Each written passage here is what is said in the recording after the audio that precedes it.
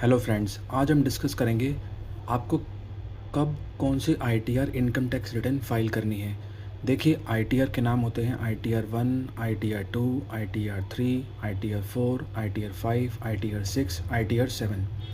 ITR 1 file करी जाती है इंडिविजुअल के द्वारा, रेजिडेंट इंडिविजुअल, अगर उसकी इनकम साल के 50 लाख से कम होती है और यहाँ पे वो अपनी इनकम शो कर सकता है। Salary income, house property, rental income, एक प्रॉपर्टी से ज़्यादा की रेंटल इनकम अगर होती है तो आईटीआर 2 अप्लाई होती है। इसके अलावा अदर सोर्सेज इनकम जैसे इंटरेस्ट फ्रॉम एफडी और इंटरेस्ट फ्रॉम सेविंग अकाउंट।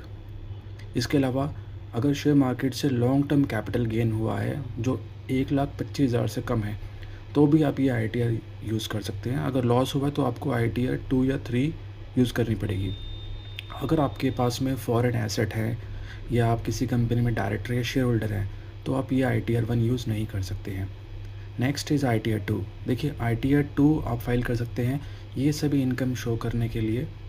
इसके अलावा अगर आपकी इनकम 50 लाख से ऊपर होती है तो आप आईटीआर 1 नहीं, आईटीआर 2 यूज़ करेंगे।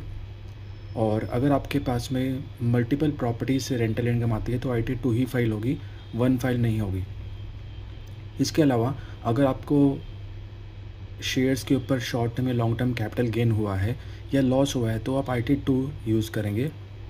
और अगर आपके पास में फॉरेन एसेट्स हैं तो भी आप आईटीआर 2 यूज़ करेंगे।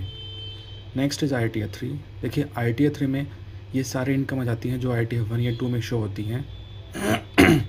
इसके अलावा अगर आपकी कोई बिज़नेस इनकम है, प्रोफेशनल इनकम है तो आप आईटीआर 3 यूज़ करेंगे। और अगर आप किसी फर्म में, पार्टनरशिप फर्म या एलएलपी में पार्टनर हैं तो आप आईटीआर 3 यूज़ करेंगे। और ये इंडिविजुअल या एचयूएफ के द्वारा ही यूज़ करी जाती है। तो ITR 1, 2 and 3 are only for individual and HUF. Next is ITR 4।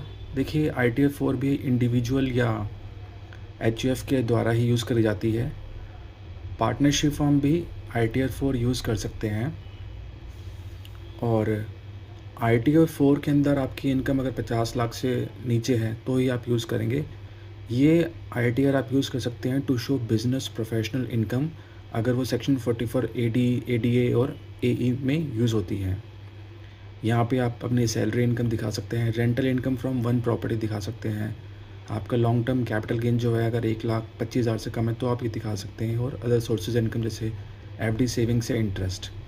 ITR 5 use करी जाती है पार्टनरशिप फर्म, एलएलपी और association of person of body of individual. और यहाँ पे आपकी जो भी इनकम होती है इन पर्सन्स की वो आप